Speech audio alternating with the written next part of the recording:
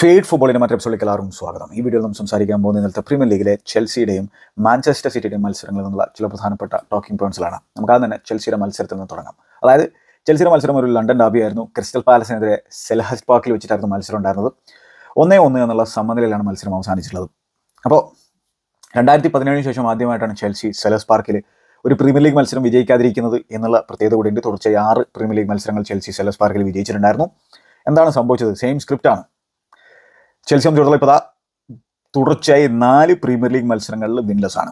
എവർട്ടനെതിരെ Goodison പാർക്കിൽ 0-0 എന്നുള്ള സമനിലയിൽ മത്സരം അവസാനിക്കുന്നതിന് ശേഷം മാർക്കോ സിൽവയുടെ ഫുള്ളമിനെതിരെ 2-1 എന്നുള്ള സ്കോർ ലൈൻ സ്റ്റാൻഫോർഡ് ബ്രിഡ്ജിൽ പരാജയപ്പെടുന്നു. അതും ലേറ്റ് കംബാക്കാണ് ഫുള്ളം ആ മത്സരത്തിൽ നടത്തിയിട്ടുണ്ടായിരുന്നത്.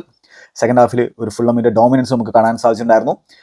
പിന്നെയോ ഇപ്സ്വിച്ചിൻ്റെ ഹോം ഗ്രൗണ്ടിൽ 2-0 എന്നുള്ള സ്കോറിൽ ചെൽസി പരാജയപ്പെടുന്നു. അങ്ങനെ back to back premier league മത്സരങ്ങൾ പരാജയം ഏറ്റുവാങ്ങുന്നു. ഇപ്സ്വിച്ചിനെ സംബന്ധിച്ചിടത്തോളം അവരുടെ ഈ സീസണിലെ പ്രീമിയർ ലീഗിൽ ആദ്യത്തെ ഹോം വിജയം മാത്രമായിരുന്നു അന്ന് സംഭവിച്ചിട്ടുണ്ടായിരുന്നത്. അതിനുശേഷം ചെൽസിയുടെ ഭാഗത്ത് നിന്ന് ഒരു റിയാക്ഷൻ പ്രതീക്ഷിച്ചിട്ടുള്ള ഒരു മത്സരമായിരുന്നത്. 1-1 എന്നുള്ള സമനിലയിലാണ് അവസാനിച്ചിട്ടുള്ളത്. അപ്പം ഞാൻ പറഞ്ഞു സെയിം സ്ക്രിപ്റ്റ് ആണെന്നുള്ളത്. അതെ, അതുകൊണ്ട് തന്നെ വലിയ തോതിൽ ഡീറ്റെയിൽ ആയിട്ടുള്ള അനാലിസിസ് നടത്തേണ്ട ഒരു സാഹചര്യമില്ല. കുറേ കാര്യങ്ങളൊക്കെ നമ്മൾ മുമ്പ് സംസാരിച്ചുള്ള സംഭവം തന്നെയാണ്. അതൊക്കെ വീണ്ടും ആവർത്തിക്കേണ്ട തരത്തിലുള്ള ഒരു മത്സരം മാത്രമാണ് ഇത് എന്നുള്ളതാണ് എൻ്റെ ഒരു കാഴ്ചപ്പാട്. അപ്പോൾ എന്താണ് സംഭവിച്ചുകൊണ്ടിരിക്കുന്നത്? ഇൻ ഗെയിം മാനേജ്മെൻറ്റ് ഒരു പ്രധാന പ്രശ്നമായിട്ട് മരസ്കയുടെ മുമ്പിൽ നിലകൊള്ളുന്നുണ്ട്. അതോടൊപ്പം തന്നെ അദ്ദേഹത്തിൻ്റെ ഈ സബ്ബറക്കാനുള്ള ആ ഒരു വല്ലാത്തൊരു മടി അതെന്തുകൊണ്ടാണെന്നുള്ളത് മനസ്സിലാക്കാൻ സാധിക്കുന്നില്ല. സ്ക്വാഡിൻ്റെ ക്വാളിറ്റിയിലുള്ള അദ്ദേഹത്തിൻ്റെ വിശ്വാസമില്ലായ്മയായിരിക്കാം ഒരു പക്ഷേ സീസണിൻ്റെ തുടക്കത്തിലൊക്കെ അദ്ദേഹം ഏർലി സബ്സ്റ്റിറ്റ്യൂഷൻസും കാര്യങ്ങളൊക്കെ നടത്തുന്നുണ്ടായിരുന്നു. പിന്നെന്താണ്, ചെൽസിക്ക് ഗെയിം സി ഔട്ട് ചെയ്യാൻ പറ്റില്ല. കാരണം എക്സ്പീരിയൻസിൻ്റെ അഭാവം കൃത്യമായിട്ട് നമ്മൾ കാണുന്നുണ്ട്. പിന്നെ ചാൻസുകൾ കൺവേർട്ട് ചെയ്യാൻ പറ്റാത്ത ചെൽസിയെ നമ്മൾ വീണ്ടും കാണുകയാണ്. ഇത് എത്ര തവണ നമ്മൾ സംസാരിച്ചുള്ള സംഭവമാണ്. നീക്കോ ജാക്സനെ സംബന്ധിച്ചിടത്തോളം നമുക്ക് അദ്ദേഹത്തെ നമ്പിക്കൊണ്ട് ഒരു സീസണിൽ മുമ്പോട്ട് പോകാൻ സാധിക്കില്ല എന്നുള്ളത് ഞാൻ മുമ്പും പറഞ്ഞ സംഭവമാണ്. നീക്കോ ജാക്സന്റെ ഗെയിമിൽ ഒരുപാട് ഇമ്പ്രൂവ്മെൻറ്റ് സംഭവിച്ചിട്ടുണ്ട്. അത് നമ്മൾ പറയുന്ന ഒരു കാര്യമാണ്. കാരണം ഒരു യങ് ഫുട്ബോളറാണ്. ഇപ്പോൾ കഴിഞ്ഞ സീസണെ അപേക്ഷിച്ച് അദ്ദേഹത്തിൻ്റെ ഗെയിമിൽ ഓവറോൾ ഇമ്പ്രൂവ്മെൻറ്റും കാര്യങ്ങളൊക്കെ സംഭവിച്ചിട്ടുണ്ട്. അതൊരു യാഥാർത്ഥ്യമായുള്ള സംഭവം തന്നെ. അതോടൊപ്പം തന്നെ നമ്മൾ മറ്റൊരു യാഥാർത്ഥ്യം മനസ്സിലാക്കേണ്ടതായിട്ടുള്ളത് ചെൽസി ഫുട്ബോൾ ക്ലബിനെ സംബന്ധിച്ചിടത്തോളം ഒരു ക്ലബിനെ ലീഡ് ചെയ്യേണ്ട തരത്തിലുള്ള സ്ട്രൈക്കറല്ല നീക്കോ ജാക്സൺ. അപ്പോൾ പിന്നെ ആരാണുള്ളത്? എന്തുകൊണ്ടാണ് ഇല്ലാത്തത്? അപ്പോഴാണ് നമ്മൾ ഈ സ്ക്വാഡ് ബിൽഡിങ്ങിലേക്ക് വീണ്ടും വീണ്ടും വീണ്ടും വീണ്ടും വിരൽ ചൂണ്ടപ്പെടേണ്ടതായിട്ടുള്ളത്. സ്പോർട്ടിംഗ് ഡയറക്ടേഴ്സിലേക്ക് വിരൽ ചൂണ്ടപ്പെടേണ്ടതായിട്ടുള്ളത്. കുറേ പൈസ സ്പെൻഡ് ചെയ്തിട്ടും ഇപ്പോഴും ഈ സ്ക്വാഡിൽ കുറേ ഹോളുകൾ ഉണ്ട് എന്ന് പറഞ്ഞു കഴിഞ്ഞാൽ അത് പിന്നെ ആരെയാണ് ചോദ്യം ചെയ്യേണ്ടത്? ശരിയാണ്, ഡാറ്റ അനാലിസിസ് നടത്തിക്കൊണ്ട് നമ്മുടെ സ്പോർട്ടിംഗ് ഡയറക്ടർമാർ കൊണ്ടുവന്നിട്ടുള്ള കുറച്ച് സൈനിങ്ങൾ വർക്കൗട്ട് ആയിട്ടുണ്ട്. അതേപോലെ തന്നെ വർക്കൗട്ട് ആകാത്ത കുറേ സൈനിങ്ങൾ കൂടി ഉണ്ട്. അതും നമ്മൾ സംസാരിക്കണം, അല്ലേ? അതും നമ്മൾ സംസാരിക്കേണ്ടത് തന്നെയാണ്. അപ്പോൾ ഇവിടെ കൃത്യമായിട്ടും ഒരു ട്രയൽ ആൻഡ് എറർ മെക്കാനിസം തന്നെയാണ് നടന്നിട്ടുള്ളതെന്നാണ് എൻ്റെ ഒരു കാഴ്ചപ്പാട്. എന്തായാലും സീസൺ തുടക്കത്തിൽ ഒരു പ്രഷറില്ലാത്ത സാഹചര്യത്തിൽ ചെൽസി ഫുട്ബോൾ ക്ലബ്ബ് നല്ല രീതിയിൽ കുറേ വിജയങ്ങൾ കരസ്ഥമാക്കി, കുറേ പോയിന്റ്സ് സ്വരൂപിച്ചെടുത്തു. അത് ചെൽസിയെ ഇപ്പോൾ ടോപ്പ് 4 ഇങ്ങനെ തൂങ്ങിപ്പിടിച്ച് നിൽക്കാൻ സഹായിക്കുന്നുണ്ട് എന്നുള്ളതാണ് യാഥാർത്ഥ്യമായിട്ടുള്ള സംഭവം. 4th പൊസിഷനിലാണ് ചെൽസി ഇരിക്കുന്നത്. 5th പൊസിഷനിൽ ഇരിക്കുന്ന ന്യൂകാസിൽ യുണൈറ്റഡുമായിട്ട് ഒരൊറ്റ പോയിന്റ് ഡിഫറൻസ് മാത്രമേ ചെൽസിക്ക് നിലവിലുള്ളൂ. ചെൽസിയുടെ ഇതേ പെർഫോമൻസ് തുടർന്ന് കഴിഞ്ഞാൽ ആ ടോപ്പ് 4 നിന്നും താഴേക്ക് പോകും. ഞാൻ പലപ്പോഴായിട്ട് പറയുന്നതാണ്, ചെൽസിയെ സംബന്ധിച്ചിടത്തോളം ഈ സീസണിൽ ചാമ്പ്യൻസ് ലീഗ് ഫുട്ബോൾ കിട്ടിയിട്ടില്ലെങ്കിൽ, ടോപ്പ് 4 ഫിനിഷ് ചെയ്യാൻ സാധിച്ചില്ലെങ്കിൽ അതിലും വലിയൊരു ഡിസാസ്റ്റർ ഉണ്ടായിരിക്കില്ല എന്നുള്ളതാണ്. പ്രത്യേകിച്ച് ചെൽസി സ്പെൻഡ് ചെയ്തിട്ടുള്ള എമൗണ്ട് കൂടി നമ്മൾ കൺസിഡർ ചെയ്യുമ്പോൾ മിനിമം ചാമ്പ്യൻസ് ലീഗ് ഫുട്ബോളാണ്. Bare minimum. അത് ഞാൻ വീണ്ടും വീണ്ടും പറയുകയാണ്, ബെയർ മിനിമമാണത്. അതിന് ചെൽസിക്ക് സാധിക്കുന്നില്ലെങ്കിൽ തലകൾ തെറിക്കേണ്ടി വരും. അത് ഏതൊക്കെയാണ് എന്തൊക്കെയാണെന്നുള്ളതൊക്കെ പിന്നീട് സംസാരിക്കാം, സീസൺ കഴിയട്ടെ. എന്തായാലും ഇപ്പോൾ ചെൽസിയുടെ മുമ്പിൽ ഇനി എന്താണ് സംഭവം എന്ന് വെച്ചാൽ, അടുത്ത ഗെയിം FA കപ്പ് മത്സരമാണ്. ലീഗ് 2 സൈഡിനെതിരെയാണ്. സ്റ്റാൻഫോർഡ് ബ്രിഡ്ജിലാണ് മത്സരം. എക്സ്പെക്റ്റഡ് ടു വിൻ ആണ് ചെൽസി. അതിനുശേഷം ചെരീസിനെതിരെയുള്ള, ബോൺമൗത്തിനെതിരെയുള്ള സ്റ്റാൻഫോർഡ് ബ്രിഡ്ജിലെ മത്സരമാണ് പ്രീമിയർ ലീഗിൽ. Again another tough experiment, another tough ഫിക്സറാണ്. പക്ഷെ അതിൽ റിയാക്ഷൻ അത്യാവശ്യമാണ്. അപ്പോൾ പെട്ടെന്ന് റിയാക്ഷൻ കാണിക്കണം, പെട്ടെന്ന് ബാക്ക് ടു വിന്നിങ് ബേസിലേക്ക് ആകണം. അല്ലെങ്കിൽ പ്രഷർ വീണ്ടും മൗണ്ട് ചെയ്യുന്നുള്ള കാര്യത്തിൽ യാതൊരു സംശയവും വേണ്ട. കാരണം ഇത് മരസ്കയെ സംബന്ധിച്ചിടത്തോളം ഒരു എന്താ പറയുക, ഇതുവരെ അദ്ദേഹം നേരിടാത്ത തരത്തിലൊരു ടെറിട്ടറിയാണ്. കാരണം അദ്ദേഹം ഇത്തരത്തിൽ ടോപ്പ് ഫ്ലൈറ്റ് ക്ലബിനെ മാനേജ് ചെയ്തില്ല. അതും ഇത്തരത്തിൽ വലിയ എക്സ്പെക്ടേഷൻ ഒരു ക്ലബിനെ മാനേജ് ചെയ്തിട്ടില്ല. അദ്ദേഹത്തിൻ്റെ ലെസ്റ്റർ സിറ്റി കഴിഞ്ഞ സീസണിൽ ചാമ്പ്യൻഷിപ്പ് വിൻ ചെയ്തിട്ടുണ്ടായിരുന്നു. അതിനു മുമ്പ് അദ്ദേഹം പാമയെ മാനേജ് ചെയ്തിട്ടുണ്ടായിരുന്നു. മാൻ സിറ്റിയിൽ പെപ് ഗോളുടെ കൂടെ അസിസ്റ്റൻ്റായിട്ട് വർക്ക് ചെയ്തിട്ടുള്ള സാഹചര്യം കാര്യങ്ങളൊക്കെ ഉണ്ടായിരുന്നു. അപ്പോൾ അദ്ദേഹത്തെ സംബന്ധിച്ചോളം ഇതൊരു ന്യൂ ടെറിട്ടറിയാണ്. അദ്ദേഹത്തിൻ്റെ ലെസ്റ്റർ സിറ്റിയും കഴിഞ്ഞ സീസണിൽ സെക്കൻഡ് ഹാഫ് ഓഫ് സീസണിൽ ഒരു മേജർ ബ്ലിപ്പ് കാഴ്ചവെക്കുന്ന സാഹചര്യം നമ്മൾ കണ്ടിട്ടുള്ള സംഭവമാണ്. അപ്പോൾ അതേ പാതയിലൂടെയാണോ ചെൽസി പോയിക്കൊണ്ടിരിക്കുന്നത്? അങ്ങനെയാണെങ്കിൽ ടോപ്പ് 4 നിന്നും താഴെ പോകേണ്ട ഒരു സെനാരിയോ ചെൽസിയുടെ മുമ്പിലേക്ക് വരും. എന്തായാലും ഈ ഹൈ ഫ്ലൈയിങ് സ്റ്റാർട്ട് ചെൽസിക്ക് നേടിയെടുക്കാൻ കഴിഞ്ഞിട്ടുള്ള സാഹചര്യത്തിൽ പലരും ടൈറ്റിൽ റേസിനെ കുറിച്ചൊക്കെ സംസാരിക്കുമ്പോൾ കൃത്യമായിട്ടും അതിനെ അണ്ടർമൈൻ ചെയ്ത് സംസാരിക്കാൻ എൻസോ മരസ്കയ്ക്ക് സാധിച്ചിട്ടുണ്ടായിരുന്നു. കാരണം എൻസോ മരസ്കയ്ക്ക് അറിയാലോ, കാരണം ഈ ടീമിനെ കൊണ്ട് ടൈറ്റിൽ അടിക്കാൻ പറ്റില്ല എന്നുള്ളത് എനിക്കും അറിയുന്ന ഒരു സംഭവം തന്നെയായിരുന്നു. പക്ഷെ എന്താണ്, അത് ഒരു കൗതുകമായിട്ടുള്ള ഒരു സംഭവമായിരുന്നു പലരെയും സംബന്ധിച്ചിടത്തോളം. പക്ഷേ ഇപ്പോൾ അദ്ദേഹം പറയുന്ന വേറെ ചില കാര്യങ്ങൾ, അത് ടൈറ്റിൽ റേസിൽ ചെൽസി ഉണ്ടായിരുന്നില്ല എന്നുള്ളത് അദ്ദേഹം പറഞ്ഞതിലൂടെ എനിക്ക് യോജിപ്പുണ്ടെങ്കിലും ഇപ്പോൾ അദ്ദേഹം പറഞ്ഞ ചില വാചകങ്ങളോട് എനിക്ക് യോജിപ്പില്ല എന്നുള്ളതാണ്. അദ്ദേഹം പറയുന്നത് no one expected us to be here at this point എന്നുള്ളതാണ്. അത് ശരിയായിട്ടുള്ള തരത്തിലുള്ള ഒരു സ്റ്റേറ്റ്മെൻ്റ് അല്ല. കാരണം വെച്ചാൽ ഒരുപാട് പൈസ ചെൽസി സ്പെൻഡ് ചെയ്തിട്ടുണ്ട്. ഇതിപ്പോൾ ക്ലിയർ ലേക്കിൻ്റെയും ടോഡ് ബോയിലിയുടെയും 3rd സീസണാണ്. അപ്പോൾ 3rd സീസണിൽ ബെയർ മിനിമം നമ്മളെല്ലാവരും എക്സ്പെക്ട് ചെയ്യുന്നത് എന്താണ്? ടോപ്പ് 4 ബെയർ മിനിമം ആണത്. അപ്പോൾ ആ രീതിയിൽ ഇപ്പോൾ ചെൽസി 4ാം സ്ഥാനത്തിരിക്കുന്നത് ആരും എക്സ്പെക്റ്റഡ് അല്ലാത്തൊരു സംഭവമാണെന്നൊക്കെ പറയുന്നത് ശരിയാണ്. പല രീതിയിലുള്ള ക്രിറ്റിസിസും കാര്യങ്ങളൊക്കെ സീസണിൻ്റെ തുടക്കത്തിലുണ്ടായിരുന്നു. പക്ഷേ സ്റ്റിൽ അത് അത്ര നല്ലൊരു മെൻറ്റാലിറ്റി ആയിട്ട് എനിക്ക് പേഴ്സണലി തോന്നുന്നില്ല. നിങ്ങൾക്ക് ചിലപ്പോൾ വേറെ അഭിപ്രായങ്ങൾ ഉണ്ടായിരിക്കും. അപ്പോൾ എന്തായാലും എൻസോ മരസ്ക കുറേ കാര്യങ്ങൾ ഇമ്പ്രൂവ് ആകേണ്ടതുണ്ട്. കാരണം അദ്ദേഹത്തിൻ്റെതായിട്ടുള്ള ആ ഒരു ഇൻഎക്സ്പീരിയൻസ് നമുക്കിപ്പോൾ കാണാൻ സാധിക്കുന്നുണ്ട് മൊത്തത്തിലുള്ള ഇൻ ഗെയിം മാനേജ്മെൻറ്റിൻ്റെ കാര്യത്തിൽ. പിന്നെ ഞാൻ പറഞ്ഞല്ലോ സെയിം സ്ക്രിപ്റ്റ് ആണെന്നുള്ളത്. അതിപ്പോൾ ഈ മത്സരത്തിൽ നമുക്ക് കാണാൻ സാധിച്ചു. ചെൽസിയുടെ ഭാഗത്ത് നല്ല സ്റ്റാർട്ടായിരുന്നു, ഫ്ലൈയിങ് സ്റ്റാർട്ട് എന്നൊക്കെ പറയാൻ പറ്റുന്ന തരത്തിൽ നല്ല രീതിയിൽ ഫ്രണ്ടിൽ നിന്ന് പ്രസ് ചെയ്യുന്നു. അതേപോലെ തന്നെ ആരും ഇൻവേർട്ടൊന്നും ചെയ്യുന്നില്ല, ഫുൾ ബാക്കുകൾ ആരും ഇൻവേർട്ടൊന്നും ചെയ്യുന്നില്ല. ഫുൾ ബാക്കുകൾ പോലെ തന്നെ കളിക്കുന്നു. കുക്കറേയും ഗുസ്തോയും അച്ചംപോങ്ങിനെ സ്റ്റാർട്ട് ചെയ്യിപ്പിക്കുന്നു. ബ്രേവ് ആയിട്ടുള്ള ഒരു ഡിസിഷൻ ഫൈനലി എൻസോ മരസ്ക എടുക്കുന്നു. കോബ്ഹാമിൽ നിന്നുള്ള ഹൈലി ടാലൻറ്റഡ് ആയിട്ടുള്ള ഒരു പ്ലെയറാണ് അച്ചംപോങ്. അച്ചംപോങ്ങിൻ്റെ ഭാഗത്ത് നിന്ന് ഒരു സോളിഡ് പെർഫോമൻസ് നമുക്ക് ഈ മത്സരത്തിൽ കാണാൻ സാധിച്ചു. അവിടെ ഇവിടെയൊക്കെ ആയിട്ട് ചെറിയ തോതിലുള്ള മിസ്റ്റേക്കുകൾ സംഭവിച്ചിട്ടുണ്ട്. അത് സ്വാഭാവികമായിട്ടും ഒരു യങ് പ്ലെയറിൻ്റെ ഫസ്റ്റ് പ്രീമിയർ ലീഗ് സ്റ്റാർട്ടിൽ നമുക്ക് എക്സ്പെക്ട് ചെയ്യാൻ പറ്റുന്ന തരത്തിലുള്ള ഒരു ഹിക്കപ്സുകളും കാര്യങ്ങളും മാത്രമായിരുന്നു ഉണ്ടായിരുന്നത്. പക്ഷേ ഓവറോൾ ഡിസാസിയേക്കാൾ എത്രയോ ബെറ്റർ ആയിട്ടാണ് അച്ചംപോങ് അദ്ദേഹത്തിൻ്റെ ആദ്യത്തെ പ്രീമിയർ ലീഗ് സ്റ്റാർട്ടിൽ പെർഫോമൻസ് കാഴ്ചവെച്ചിട്ടുണ്ടെന്നുള്ളതാണ് എൻ്റെ ഒരു കാഴ്ചപ്പാട്. അതായത് പൈസ കൊടുത്ത് ചെൽസി കൊണ്ടുവന്നിട്ടുള്ള പല പ്ലേയേഴ്സിനേക്കാൾ ബെറ്റർ ആയിട്ട് ചെൽസിയുടെ തന്നെ അക്കാഡമി പ്രൊഡക്റ്റുകൾക്ക് കളിക്കാൻ സാധിക്കും. അപ്പോൾ ഈ റിക്രൂട്ട്മെൻറ്റും കാര്യങ്ങളൊക്കെ നടത്തുമ്പോൾ അത്തരത്തിലുള്ളൊരു അനാലിസിസ് കൂടി അവർ നടത്തണം എന്നുള്ളതാണ് എൻ്റെ ഒരു കാഴ്ചപ്പാട്. അതൊന്നും ഡാറ്റയുടെ കണ്ണിൽ പെടില്ലേ എന്നുള്ളതാണ് എൻ്റെ ഒരു ചോദ്യം. എന്തായാലും അതിലേക്ക് നമ്മൾ കടക്കുന്നില്ല. കുറേ അൺവാണ്ടഡ് ആയിട്ടുള്ള സൈനിങ്ങൾ ചെൽസി നടത്തിയിട്ടുണ്ട്. അത് നമുക്കെല്ലാവർക്കും അറിയുന്നൊരു സംഭവമാണ്. പിന്നെ അതേപോലെ തന്നെ പല ഡിസിഷൻ മേക്കിംഗ്, പല പ്ലേയേഴ്സിനെയും ലോണിൽ വിടാനുള്ള ഡിസിഷൻ മേക്കിംഗ് അത്ര നല്ലതൊന്നുമല്ല എന്നുള്ളതാണ്. പ്രത്യേകിച്ച് ചെൽസിയുടെ മിഡ്ഫീൽഡിൽ ഇപ്പോൾ ലൈറ്റ് വെയിറ്റ് ആണ് ചെൽസി. അതായത് ഇതേ മാനേജറിൻ്റെ ടീമിൽ ലെസ്റ്റർ സിറ്റിയിൽ കളിച്ചിട്ടുണ്ടെന്ന ഡ്രൂസ്ബറി ഹോളിനെ ഇതേ മാനേജർ ഇപ്പോൾ ആൾ എന്താ ഇഞ്ചുറി ആണെന്നൊക്കെയാണ് പറഞ്ഞു കളിക്കുന്നത്. പക്ഷേ ഇഞ്ചുറി അല്ലാത്ത സാഹചര്യത്തിലും അദ്ദേഹത്തെ ഒരു തരത്തിലും ട്രസ്റ്റ് ചെയ്യുന്നില്ല എന്ന് നമുക്ക് മനസ്സിലാക്കാൻ സാധിക്കുന്ന ഒരു കാര്യമാണ്. പിന്നെ എന്തുകൊണ്ട് നല്ല രീതിയിലുള്ള മോശമില്ലാത്ത രീതിയിലുള്ള ഒരു തുക കൊടുത്തുകൊണ്ട് ചെങ്ങായിനെ കൊണ്ടുവന്നു എന്നുള്ളത് എനിക്ക് ഒട്ടും മനസ്സിലാക്കാൻ പറ്റാത്തൊരു സംഭവമാണ്. അത് ആരെങ്കിലും ഒന്ന് പറഞ്ഞതാണ് എന്തിനാണ് സൈൻ ചെയ്യുന്നുള്ളത്. അപ്പോൾ ഓൾറെഡി മിഡ്ഫീൽഡ് ലൈറ്റ് വെയിറ്റ് ആണ്. പക്ഷേ ഡ്രൂസ്ബറി ഹോളിനെ ട്രസ്റ്റ് ചെയ്യില്ല. പുള്ളിയുടെ തന്നെ പ്ലെയർ ആയിരുന്നു. അതേപോലെ തന്നെ കസഡേനെ യാതൊരു തരത്തിലും ട്രസ്റ്റ് ചെയ്യില്ല. പിന്നെ ആന്ദ്രേ സാന്റോസ് നല്ല രീതിയിൽ സ്ട്രോസ്ബർഗിൽ കളിച്ചുകൊണ്ടിരിക്കുന്നുണ്ട്. അദ്ദേഹം ലോണിലാണ്. ഉഗോ ചുക്വെ സൗത്താംപ്ടണിലാണുള്ളത്. അദ്ദേഹത്തിന് ലോണിൽ വിട്ടിട്ടുണ്ട്. അവിടെയും ആദ്യത്തെ മാനേജറിന് കിട്ടി റസൽ മാർട്ടിൻ്റെ കീഴിൽ അധികം മിനിറ്റ്സ് ഒന്നും അദ്ദേഹത്തിന് കിട്ടിയിട്ടുണ്ടായിരുന്നില്ല. അപ്പോൾ അതൊരു ബാഡ് ലോൺ മൂവ് ആയിരുന്നു അത്. ഇപ്പോൾ കുറച്ച് മിനിറ്റ്സ് ഒക്കെ കിട്ടി തുടങ്ങുന്നുണ്ട്. അപ്പോൾ ചെൽസി സംബന്ധിച്ചോളം മിഡ്ഫീൽഡ് ലൈറ്റ് വെയിറ്റ് ആണ്. കാരണം വെച്ചാൽ Lavia again big money signing ആയിരുന്നു. ലാവിയെ സംബന്ധിച്ചിടത്തോളം കിഡിലം പ്ലെയറാണ്, നമുക്ക് എല്ലാവർക്കും അറിയുന്നതാണ്. പക്ഷെ എന്താണ്, അവൈലബിലിറ്റി ഇല്ല. അത് തന്നെയാണ് ഇപ്പോൾ റീസ് ജെയിംസിൻ്റെയും പ്രശ്നം. കിഡിലം പ്ലെയറാണ്, അവൈലബിലിറ്റി ഇല്ല. അപ്പോൾ ഈ അവൈലബിലിറ്റി ഭയങ്കര ഒരു ഇമ്പോർട്ടൻറ്റ് ആസ്പെക്റ്റ് ആണ്, നമുക്ക് എല്ലാവർക്കും അറിയുന്നതാണ്. അപ്പോൾ ചെൽസി സംബന്ധിച്ചോളം ആ ഒരു മിഡ്ഫീൽഡിൽ ഒരുപാട് പൈസ സ്പെൻഡ് ചെയ്തിട്ടും ലൈറ്റ് വെയിറ്റ് ആണെന്ന് പറഞ്ഞു കഴിഞ്ഞാൽ അതൊക്കെ എങ്ങനെ അതിനൊക്കെ ന്യായീകരിക്കുന്നുള്ളത് ഒരു പിടുത്തം എനിക്കില്ല. എന്തായാലും അങ്ങനെ ഫ്ലൈയിങ് സ്റ്റാർട്ട് ചെൽസി നടത്തുന്നു. പിന്നെന്താണ്, അൺഡിസേർവിങ് ഗോൾ ചെൽസി, ആ ലീഡ് ചെൽസി സ്വന്തമാക്കുന്നു. അതിൽ തന്നെ സാൻചോയുടെ ബ്രില്യൻസ് നമ്മൾ കാണുന്നുണ്ടായിരുന്നു. കോൾവിലിൻ്റെ അടുത്തുനിന്ന് ആ ബോൾ പിന്നെ ലെഫ്റ്റ് വിങ്ങിൽ റിസീവ് ചെയ്തുള്ള സാഹചര്യത്തിൽ അദ്ദേഹത്തിൻ്റെ ആ ഒരു ഡമ്മി റിച്ചർഡ്സ് എന്ന് പറയുന്ന ഡിഫൻഡറിനെ കംപ്ലീറ്റ്ലി കബളിപ്പിക്കുന്നു. അതിന് ശേഷം 3 ലെസ്റ്റർ സിറ്റിയുടെ ക്രിസ്റ്റൽ പാലസിൻ്റെ പ്ലേയേഴ്സ് അദ്ദേഹത്തിലേക്ക് പിന്നെ അട്രാക്റ്റ് ചെയ്യപ്പെടുന്ന സാഹചര്യത്തിൽ അദ്ദേഹം വീണ്ടും ഒരു ഷോൾഡർ ഡ്രോപ്പും കാര്യങ്ങളൊക്കെ നടത്തിയതിന് ശേഷം ആ 3 പ്ലേയേഴ്സിൻ്റെ ഇടയിലൂടെ കോൾ പാമറിലേക്ക് ബോൾ എത്തിച്ചു കൊടുക്കുന്നു. കോൾ പാമർ ബോക്സിൻ്റെ ലെഫ്റ്റ് സൈഡിൽ നിന്ന് മനോഹരമായിട്ട് ഫിനിഷ് ചെയ്യുന്ന ഒരു സാഹചര്യം നമ്മൾ കാണുന്നു. Fantastic goal, beautiful goal. അങ്ങനെ ആ ഒരു ഹൈ ഫ്ലൈയിങ് സ്റ്റാർട്ട് ചെൽസി സംബന്ധിച്ചിടത്തോളം ഗോൾ അടിച്ചു കഴിഞ്ഞാൽ, ലീഡ് എടുത്തു കഴിഞ്ഞാൽ പിന്നെ ആ ഒരു ഇൻറ്റൻസിറ്റി കുറയുന്നതും നമ്മളിപ്പോൾ കണ്ടുകൊണ്ടിരിക്കുന്ന ഒരു സംഭവം തന്നെയാണ്. ഈ മത്സരത്തിൽ ചെൽസി വീണ്ടും ചാൻസുകളും കാര്യങ്ങളും ക്രിയേറ്റ് ചെയ്തിട്ടുണ്ടായിരുന്നു. ക്രിസ്റ്റൽ പാലസ് കുറച്ച് സമയമെടുത്തു. ഒലിവർ ഗ്ലാസ്നർ പറഞ്ഞ പോലെ ഒരു അരമണിക്കൂറൊക്കെ കഴിഞ്ഞതിന് ശേഷമാണ് ക്രിസ്റ്റൽ പാലസ് മത്സരത്തിൽ എന്തെങ്കിലും തരത്തിലൊരു ഗ്രിപ്പ് അവർക്ക് സ്വന്തമാക്കാൻ സാധിച്ചിട്ടുണ്ടായിരുന്നു. അപ്പോൾ ഡൊക്കൂറയും അതുപോലെ തന്നെ ജെഫർസൺ ലേമയായിരുന്നു ആ മിഡ്ഫീൽഡ് ഉണ്ടായിരുന്നത്. കോൾ പാമറിനെ അവർക്ക് തടയാൻ സാധിക്കുന്നുണ്ടായിരുന്നില്ല. ആ പോക്കറ്റ് ഓഫ് സ്പേസിൽ കോൾ പാമർ നിൽക്കുന്നു. കോൾ പാമർ മികച്ച രീതിയിലുള്ള ഇമ്പാക്റ്റ് ഉണ്ടാക്കുന്നുണ്ടായിരുന്നു. കോൾ പാമർ ആ ഒരു റൈറ്റ് സൈഡ് 8 ആയിട്ടും അതുപോലെ തന്നെ എൻസോ ഫെർണാണ്ടസ് ആ ഒരു ലെഫ്റ്റ് സൈഡ് 8 ആയിട്ടാണ് കളിച്ചിട്ടുണ്ടായിരുന്നത് 4-3-3 ഫോർമേഷനിൽ. ഞാൻ പറഞ്ഞല്ലോ, ഫുൾ ബാക്കുകളൊന്നും ഇൻവേർട്ട് ചെയ്യുന്ന പരിപാടിയൊന്നും ഉണ്ടായിരുന്നില്ല, നാച്ചുറൽ ഫുൾ ബാക്കുകളെ പോലെയായിരുന്നു അവർ കളിക്കുന്നുണ്ടായിരുന്നത്. അപ്പോൾ ഇതിൽ തന്നെ നെറ്റോ റൈറ്റ് സൈഡിൽ വിങ്ങറായിട്ട്, സാൻചോ ലെഫ്റ്റ് സൈഡിൽ വിങ്ങറായിട്ട്.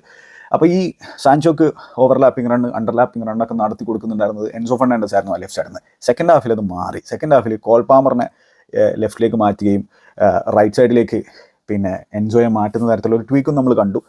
അതിനുശേഷമൊക്കെ ശരിക്കും ചെൽസി ഓഫ് ദ ബോൾ പിക്ചറിൽ ഭയങ്കരമായിട്ട് സ്ട്രഗിൾ ചെയ്യുന്ന ഒരു സാഹചര്യമൊക്കെ നമുക്ക് കാണാൻ സാധിക്കുന്നുണ്ടായിരുന്നു. എന്തായാലും അങ്ങനെ ചെൽസിയെ സംബന്ധിച്ചിടത്തോളം ഫസ്റ്റ് ഹാഫിൽ തന്നെ ഈ മത്സരം ബറി ചെയ്യേണ്ടതായിട്ടുള്ള അവസരങ്ങൾ ലഭിച്ചിട്ടുണ്ടായിരുന്നു.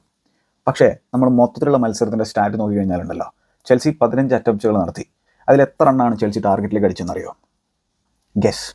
ഓൾറെഡി കളി കണ്ടവർക്ക് കൃത്യമായിട്ട് അറിയുന്നത് തന്നെയായിരിക്കും. കളി കാണാത്തവരെ സംബന്ധിച്ചിടത്തോളം ഒരേ ഒരു ഷോട്ട് ഓൺ ടാർഗറ്റ്. അതായത് ആ ഗോളിൽ കോൾ പാമർ അടിച്ച അത് മാത്രമാണ് ഷോട്ട് ഓൺ ടാർഗറ്റ് ആയിട്ടുണ്ടായിരുന്നുള്ളൂ. അപ്പോൾ കൃത്യമായിട്ടും ക്ലിനിക്കലല്ലാത്തൊരു പ്രശ്നം, മരസ്കെ മത്സരത്തിന് ശേഷം പറഞ്ഞു, ക്ലിനിക്കലല്ലാത്തൊരു പ്രശ്നം നമ്മൾ കാണുന്നുണ്ട്.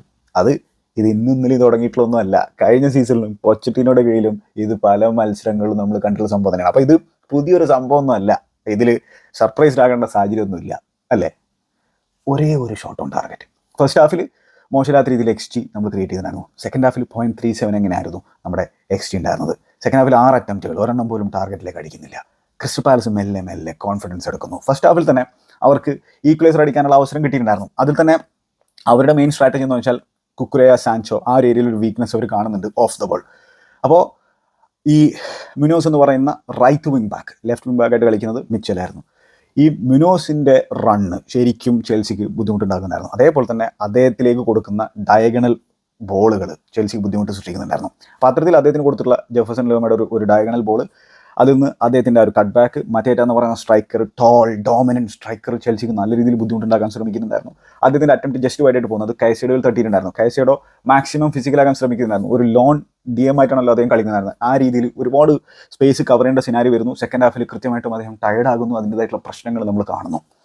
അപ്പോൾ അങ്ങനെ ആ രീതിയിൽ ആ ഒരു ഈക്വലൈസർ ഗോളിനുള്ള ശ്രമം ക്രിസ്റ്റൽ പാലസിൻ്റെ ഭാഗത്ത് നമ്മൾ കണ്ടിട്ടുണ്ടായിരുന്നു. പിന്നെ എന്താണ്, കുറേ ലോങ് ബോളുകൾ ക്രിസ്റ്റൽ പാലസ് കൊടുക്കുന്നുണ്ടായിരുന്നു. കാരണം എന്ന് വെച്ചാൽ മറ്റേറ്റയിലുള്ള വിശ്വാസം, കാരണം മറ്റേറ്റയ്ക്ക് അവിടെ ഹോൾഡ് ചെയ്യാൻ പറ്റും, ആ രീതിയിൽ ബാക്കിയുള്ളവരെ ഗെയിമിലേക്ക് കൊണ്ടുവരാൻ പറ്റുന്ന തരത്തിലുള്ള ഒരു വിശ്വാസം ഉള്ളതുകൊണ്ടാണ്. ചെൽസിക്ക് അത്തരത്തിലുള്ള പരിപാടികളും ചെയ്യാൻ പറ്റില്ല. കാരണം ജാക്സൺ ഏരിയയിൽ ഡോമിനൻ്റ് അല്ല. എന്നിട്ടും സ്റ്റിൽ 1-2 ലോങ് ബോളുകളൊക്കെ അദ്ദേഹത്തിൽ എത്തുന്ന സാഹചര്യത്തിൽ അദ്ദേഹം കൺട്രോൾ ചെയ്യാനുള്ള ശ്രമം കാര്യങ്ങളൊക്കെ നടത്തുന്നുണ്ടായിരുന്നു. അപ്പോൾ അങ്ങനെ ക്രിസ്റ്റൽ പാലസ് ഫസ്റ്റ് ഹാഫിൽ അത്ര നല്ല രീതിയിലുള്ള കളിച്ചിട്ടുണ്ടായിരുന്നു. പക്ഷേ സെക്കൻഡ് ഹാഫിൽ അവർ മികച്ച രീതിയിൽ തന്നെയാണ് കളിച്ചിട്ടുണ്ടായിരുന്നത്.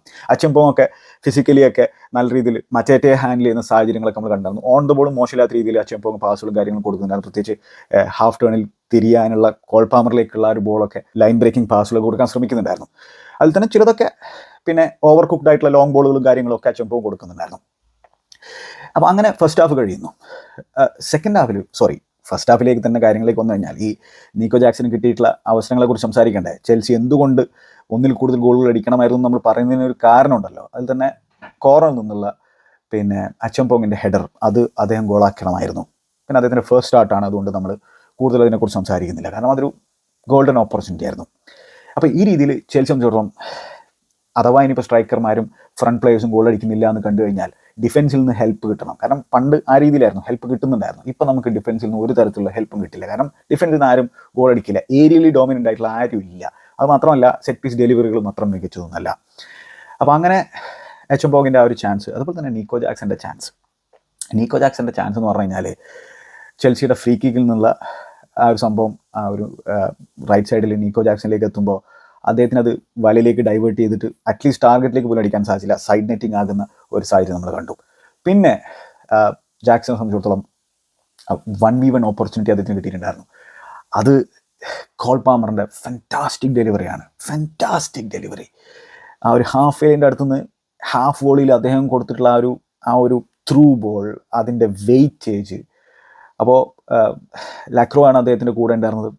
നീക്കോ ജാക്സൺ റൈറ്റിൽ നിന്ന് ലെഫ്റ്റിലേക്ക് കട്ട് സൈഡ് ചെയ്തിട്ട് ലാക്രോ എന്ന് പറയുന്ന ഡിഫൻഡറിനെ കബളിപ്പിക്കുന്നു. അതിനുശേഷം അദ്ദേഹത്തിന് ഗോൾ കീപ്പറെ മാത്രം ബീറ്റ് ചെയ്താൽ മതി, അത് ടാർഗറ്റിലേക്ക് പോലും അടിക്കുന്നില്ല, അത് പോക്ക് ചെയ്തിട്ട് പുറത്തേക്ക് കളയുന്ന ഒരു സാഹചര്യമാണ് നമ്മൾ കണ്ടിരുന്നത്. അത് ഒരു കമ്പോസർ ഇല്ല. നീക്കോ ജാക്സനെ സംബന്ധിച്ചിടത്തോളം ഞാൻ പറഞ്ഞല്ലോ, ഇൻ ഫ്രണ്ട് ഓഫ് ദ ഗോളാണ് അദ്ദേഹത്തിൻ്റെ പ്രധാന പ്രശ്നം. ബാക്കി എല്ലാം അദ്ദേഹം മനോഹരമായിട്ട് ചെയ്യുന്ന പല സാഹചര്യങ്ങളും നമ്മൾ കണ്ടിട്ടുണ്ട്. അപ്പോൾ അങ്ങനത്തെ ഗ്രേറ്റ് ഓപ്പർച്യൂണിറ്റി നീക്കോ ജാക്സന് കിട്ടിയിട്ടുണ്ടായിരുന്നു.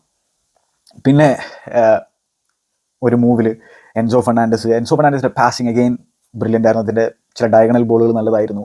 എൻസോ ഫെർണാണ്ടസ് ഡിഫൻസിൽ ഹെൽപ്പ് ചെയ്യുന്ന സാഹചര്യത്തിൽ അദ്ദേഹത്തിൻ്റെ ആ ഒരു പാസ് സത്യം പറഞ്ഞാൽ പിന്നെ ഒരു കിടിലൻ കൗണ്ടർ അറ്റാക്ക് എനേബിൾ ചെയ്യുന്നു. അങ്ങനെ അത് നെറ്റോയിലേക്ക് എത്തുകയാണ്. റൈറ്റ് വിങ്ങർ ആയിട്ടുള്ള നെറ്റോയിലേക്ക് എത്തുന്നു. കോൾ പാമറാണ് നെറ്റോയെ റിലീസ് ചെയ്യുന്നത്. നെറ്റോ വയലിൻ്റെ അടുത്തേക്ക് എത്തിയതിനു ശേഷം അത് കോൾ പാമറിനെ പിക്ക് ചെയ്യാൻ ശ്രമിക്കുകയാണ്. ഒരു ടാപ്പിംഗ് ആയിട്ടുള്ള ശ്രമമാണ്. പക്ഷേ അഗെയിൻ ആ ഡിസിഷൻ മേക്കിംഗ് അത്ര മികച്ചതല്ല, ആ പാസിൻ്റെ വെയിറ്റേജ് അത്ര മികച്ചതല്ല. അപ്പോൾ അങ്ങനെ ആ ഒരു ചാൻസ് ചെൽസി കളഞ്ഞു വിളിക്കുന്നു. അതേപോലെ തന്നെ കോൾ പാമറെ സംബന്ധിച്ചിടത്തോളം അദ്ദേഹം ഔട്ട്സൈഡ് ദ ബോക്സിൽ നിന്ന് ഒരു ഷോട്ട് അടിച്ച് കളയുന്നു. അദ്ദേഹത്തിന് വേറെയും ഓപ്ഷൻസ് ഉണ്ടായിരുന്നു പാസ് കൊടുക്കാനായിട്ട്. ആ സാഹചര്യത്തിൽ അദ്ദേഹം അത് ഷോട്ട് അടിച്ച് കളയുന്നൊരു സിനാരിയോ നമ്മൾ കാണുന്നു.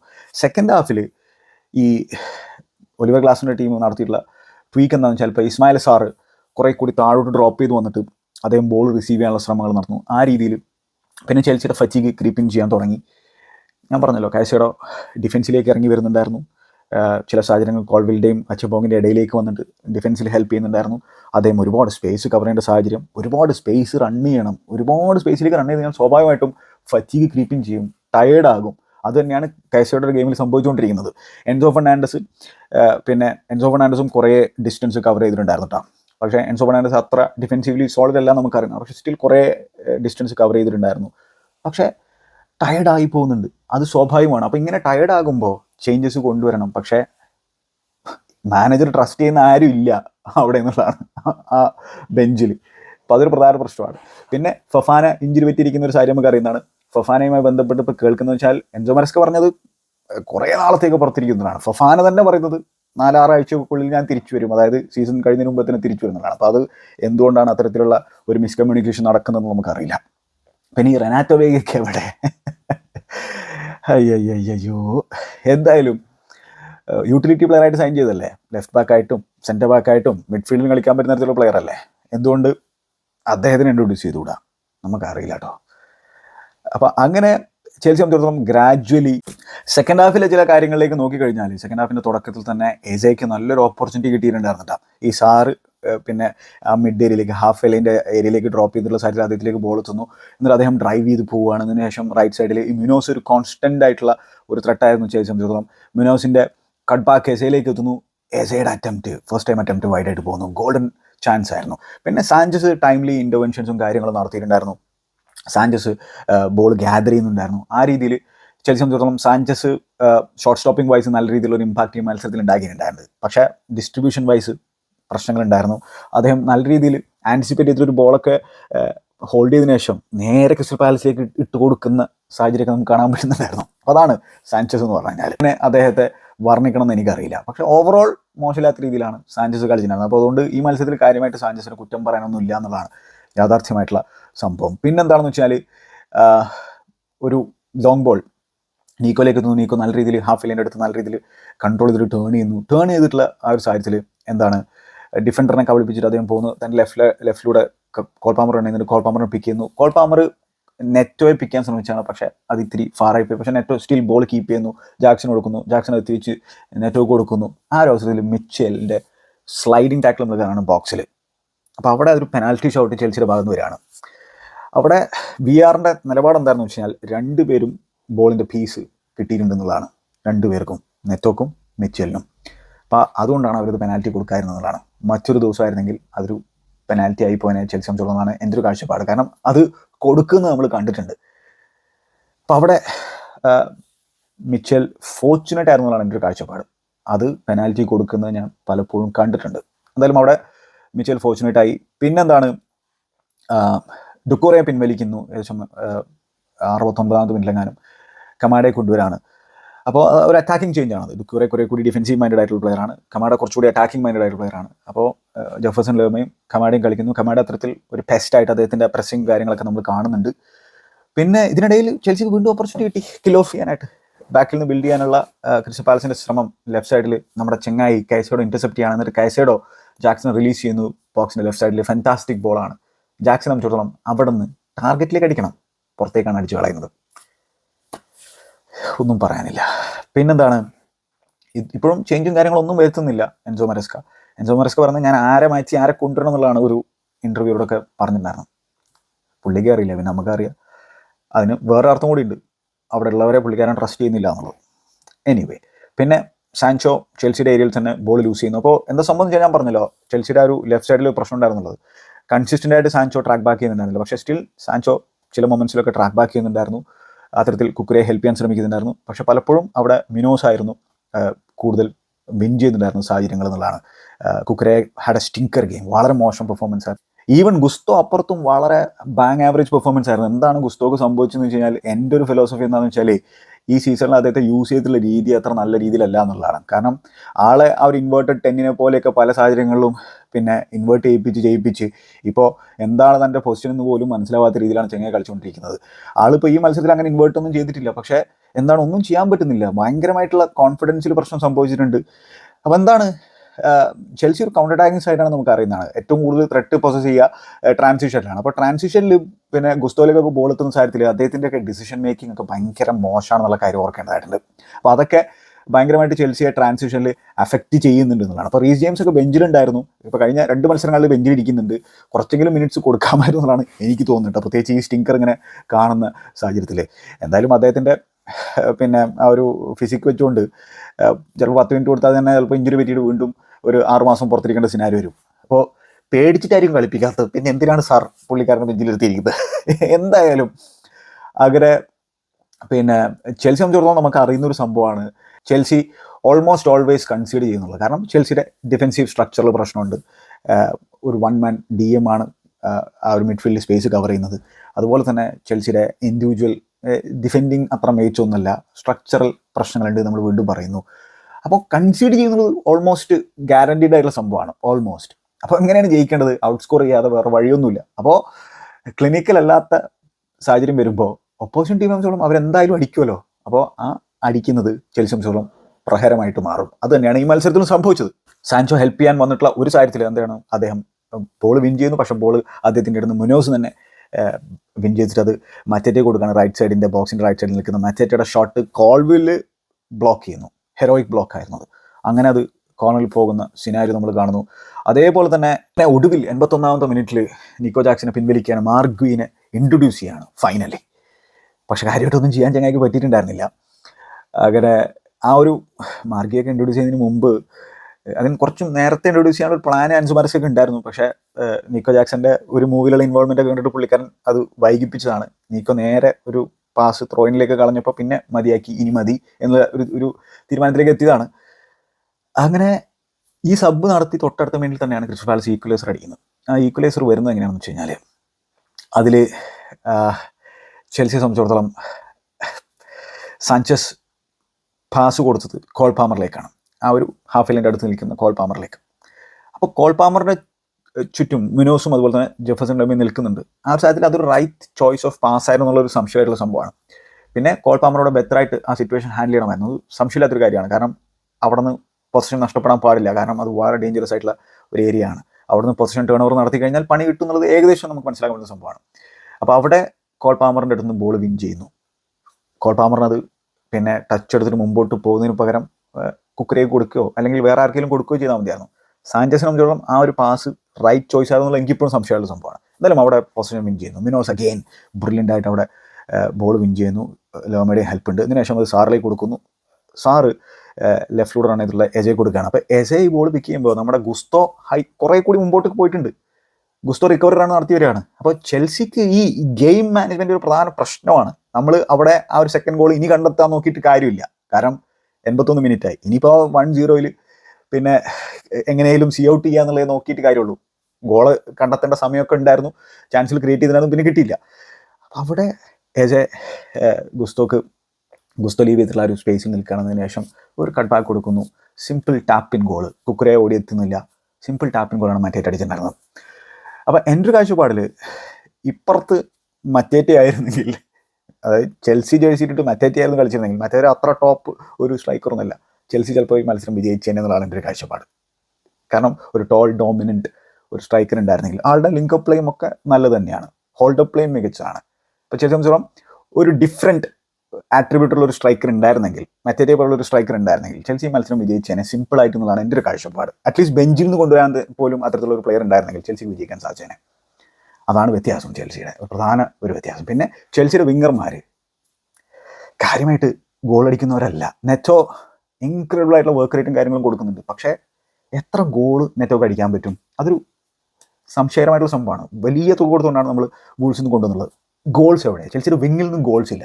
കോൾ പാമറോ നീക്കോ ജാക്സനോ ഗോൾ അടിച്ചിട്ടില്ലെങ്കിൽ വേറെ എവിടെ നിന്നും ഇല്ല. എൻസോ ഫെർണാണ്ടസ് ഇടയ്ക്ക് വെച്ചിട്ട് ഗോൾ പ്രൊവൈഡ് ചെയ്യുന്നുണ്ടായിരുന്നു. വേറെ ആരും ഗോൾ പ്രൊവൈഡ് ചെയ്യുന്നില്ല എന്നുള്ളതാണ്. അതൊരു പ്രധാന പ്രശ്നമാണ്. നെറ്റോ 4 അറ്റംപ്റ്റുകൾ അങ്ങനെ നടത്തി, ജാക്സൺ 4 അറ്റംപ്റ്റുകൾ നടത്തി, ഒരെണ്ണം പോലും ടാർഗറ്റിലേക്ക് അടിക്കാൻ പറ്റിയില്ല. ഒക്കെ ബ്ലോക്ക് ചെയ്യപ്പെടുന്ന സാഹചര്യം, ജാക്സൻ്റെയൊക്കെ പുറത്തേക്ക് പോകുന്ന സാഹചര്യം നമ്മൾ കണ്ടത്. പോരാ, അത് പോരാ. കഴിഞ്ഞ കുറച്ച് മത്സരങ്ങളായിട്ട് പാമറിൻ്റെ സെക്കൻഡ് ഹാഫിലെ പെർഫോമൻസ് ഇത്തിരി വറിയിങ് ആണ്.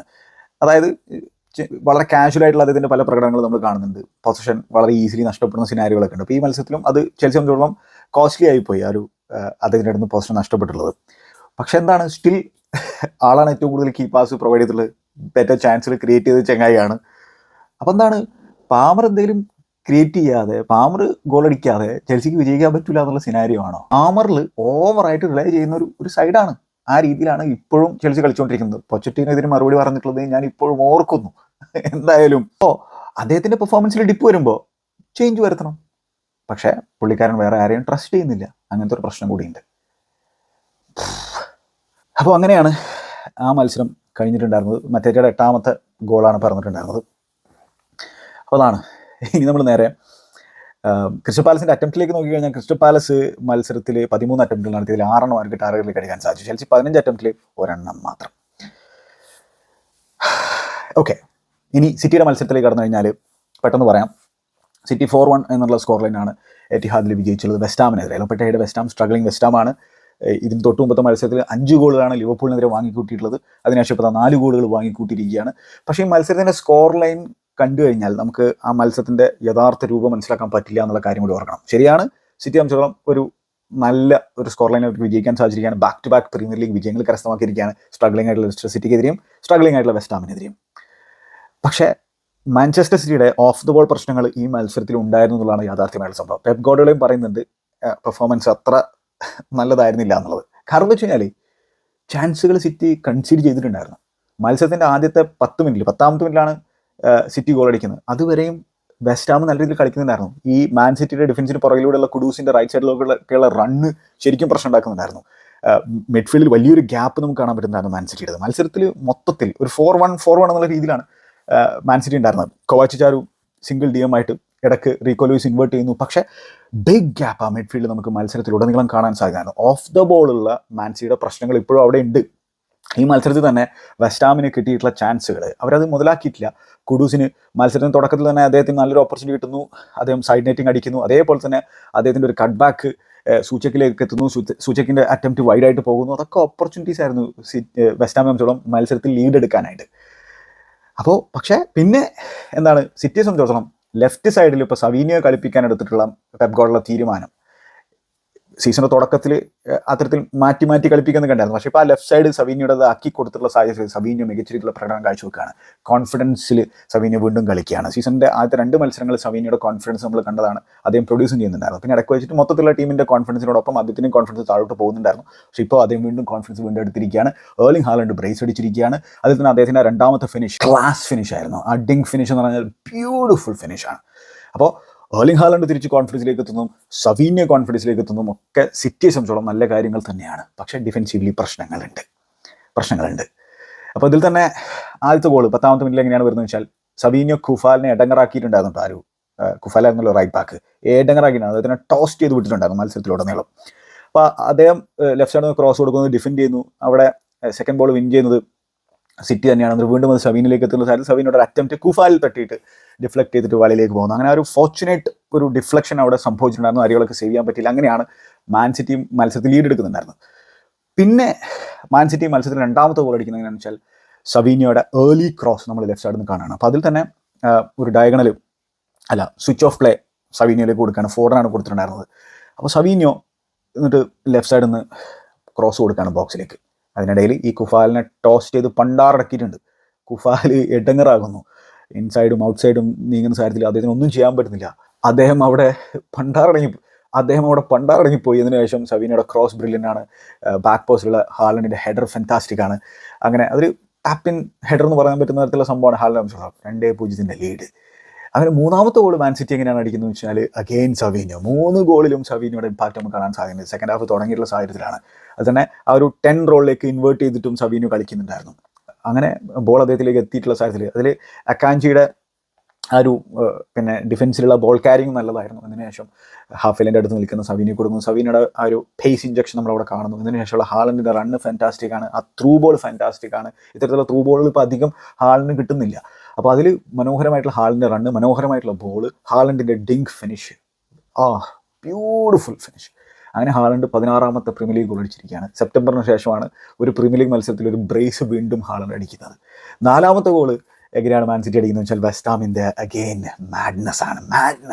അതായത് ബാക്കിൽ നിന്ന് ബിൽഡ് ചെയ്യാൻ ശ്രമിക്കുകയാണ്. കുഡൂസ് ആണ് ബോൾ ഗിവ് അവേ ചെയ്യുന്നത്. അത് KDB KDB ഫോർഡനെ പിക്ക് ചെയ്യുന്നു. ഫോർഡൻ ഈസി ഫിനിഷ് കാഴ്ചവെക്കുന്ന സാഹചര്യം നമ്മൾ കാണുന്നു. അപ്പോൾ വെസ്റ്റ് ഹാം തന്നെ അവരുടെ കുഴി തോണ്ടുന്ന സാഹചര്യം നമുക്ക് അവിടെ കാണാൻ സാധിക്കുന്നത്. പിന്നെ ഫുൾക്രൂഗ് ഒരു ഗോൾ മടക്കുന്നു 71ാമത്തെ മിനിറ്റിൽ. അതൊരു കോൺസലേഷൻ ഗോൾ എന്നുള്ള രീതിയിലാണ് നമ്മൾ കരുതുന്നത്. പക്ഷെ അതിനുശേഷം വീണ്ടും ചാൻസ് വെസ്റ്റ് ഹാം ക്രിയേറ്റ് ചെയ്തിട്ടുണ്ടായിരുന്നു. അതുപോലെ തന്നെ ഈ കൈൽ വാക്കറിനൊക്കെ ഇൻട്രൊഡ്യൂസ് ചെയ്തിട്ടുണ്ടായിരുന്നു, ഗുണ്ടോനെ ഇൻട്രൊഡ്യൂസ് ചെയ്തിട്ടുണ്ടായിരുന്നു. കൈൽ വാക്കറിൻ്റെയും ഗുണ്ടോയുടെയൊക്കെ പിന്നെ പ്രശ്നങ്ങൾ നമ്മൾ വീണ്ടും കാണാണ്. കൈൽ വാക്കറിൻ്റെ പുറകിലൂടെയുള്ള സൂചക്കിൻ്റെ റണ്ണ്, അങ്ങനെ സൂചക്കിൻ്റെ ആ ഒരു കട്ട് ബാക്കിലാണ് ഫുൾക്രൂഗ് ഗോൾ അടിച്ചിട്ടുണ്ടായിരുന്നത്. അതേപോലെ തന്നെ മറ്റൊരു ഓപ്പർച്യൂണിറ്റിയും കിട്ടിയിട്ടുണ്ടായിരുന്നു. ഇപ്പോൾ സമർവിലിന് കിട്ടിയിട്ടുള്ള ഓപ്പർച്യൂണിറ്റി ലോങ് ബോൾ. ഈ ലോങ് ബോളുകളൊക്കെ സിറ്റിക്ക് പ്രശ്നങ്ങൾ ഈ മത്സരത്തിൽ ഉണ്ടാക്കുന്നുണ്ടായിരുന്നു. അപ്പോൾ ലോങ് ബോൾ കൊടുക്കുന്നു, ഫുൾക്രൂഗ് അത് സമർവിലിന് കൊടുക്കുന്നു. സമർവിലിൻ്റെ അറ്റംപ്റ്റ് വളരെ വൈൽഡായിട്ടുള്ളൊരു അറ്റംപ്റ്റ് നമ്മൾ കാണുന്നു, കമ്പോസ് ഇല്ലാത്തൊരു അറ്റംപ്റ്റ്. അപ്പോൾ ആ രീതിയിൽ മത്സരം വേണമെങ്കിൽ ഒന്ന് ഇൻട്രസ്റ്റിംഗ് ആക്കാമായിരുന്നു വെസ്റ്റ് ഹാമിനെ സംബന്ധിച്ചോളം. വാക്കർ ഫിനിഷ്ഡ് ആണെന്നുള്ളതാണ് ഞാനിപ്പോഴും മനസ്സിലാക്കുന്നത്. അദ്ദേഹത്തെ ഇൻട്രൊഡ്യൂസ് ചെയ്തതിനു ശേഷമുള്ള പ്രശ്നങ്ങൾ നമ്മൾ വീണ്ടും കാണുന്നു. ഇൽക്കായ് ഗുണ്ടോവൻ അഗെയിൻ സ്ട്രഗിൾ ചെയ്യാണ്. ആ ഒരു DM പൊസിഷനിൽ അദ്ദേഹത്തിന് കളിക്കാൻ പറ്റുന്നില്ല. ആ ഒരു ലെഗ്സ് ഇല്ലാത്തൊരു പ്രശ്നം നമ്മൾ കാണുന്നു. കൊവാച്ചിച്ചിന് സിംഗിൾ ഹാൻഡഡ്ലി ആ ഒരു മിഡ്ഫീൽഡ് കവർ ചെയ്യാൻ പറ്റില്ല. ഒരുപാട് ഡിസ്റ്റൻസ് ഉണ്ട്. അപ്പോൾ ഒരു ബെറ്റർ സൈഡിന് ഇപ്പോഴും ഈ മാൻ സിറ്റി ഡിഫൻസിനെതിരെ കുറേ ഗോളുകൾ അടിക്കാൻ പറ്റും എന്നുള്ളത് തന്നെയാണ് ഞാൻ മനസ്സിലാക്കുന്നത്. കുറേ ഗോൾ അടിക്കാം. Nathan Ake again had a good game. Nathan Ake even city പ്രശ്നങ്ങളിലൂടെ കടന്നു പോകുമ്പോഴും സോളിഡ് ആയിട്ടുള്ള പെർഫോമൻസ് കാഴ്ചവെക്കുന്ന തരത്തിലുള്ള ഒരു പ്ലെയർ ആണെന്നുള്ള കാര്യം നമ്മൾ മനസ്സിലാക്കേണ്ടതാണ്. പക്ഷേ ഒരു വെൽക്കം വിന്നാണ്. Back to back premier league victories കരസ്ഥമാക്കാൻ സാധിച്ചിരിക്കുകയാണ്. എന്താണ് സിറ്റിയെ സംബന്ധിച്ചിടത്തോളം ഞാൻ സിറ്റിയുടെ പ്രശ്നങ്ങളുള്ള വീഡിയോയിലും പറയുന്നൊരു കാര്യമായിരുന്നു.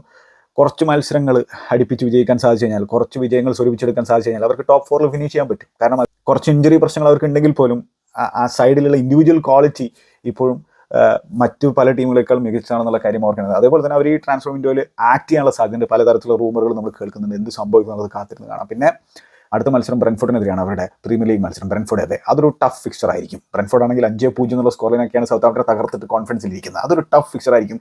ഇതേ രീതിയിലുള്ള പ്രശ്നങ്ങൾ ആ മത്സരത്തിൽ കാഴ്ചവെച്ച് കഴിഞ്ഞാൽ അവർ പണിഷ് ചെയ്യും. ബ്രെൻഫോർഡ് പണിഷ് ചെയ്യും. എംബൂമോയും ജോവാൻ വിസയും ഒക്കെ പണിഷ് ചെയ്യാൻ സാധ്യതയുണ്ട്. അപ്പോൾ മിഡ്ഫീൽഡിൽ വലിയൊരു ഗേപ്പിംഗ് ഹോൾ ഉണ്ട്. ഓഫ് ദ ബോൾ ഇപ്പോഴും മാൻ സിറ്റിക്ക് പ്രശ്നങ്ങളുണ്ട്. പക്ഷേ മറ്റൊരു ഇമ്പോർട്ടൻറ്റ് വിജയം കരസ്ഥമാക്കാൻ സാധിച്ചിരിക്കുകയാണ്. അപ്പോൾ 4-1 എന്നുള്ള സ്കോർ ലൈൻ കണ്ടിട്ട് സിറ്റി ഒരു പ്രശ്നമില്ലാതാണ് ഈ മത്സരത്തിൽ കളിച്ചത് എന്നുള്ളൊരു തോന്നൽ വേണ്ട. പ്രശ്നങ്ങളുണ്ടായിരുന്നു, പക്ഷേ പറഞ്ഞല്ലോ ഇമ്പോർട്ടൻറ്റ് വിക്ടറിയാണ്.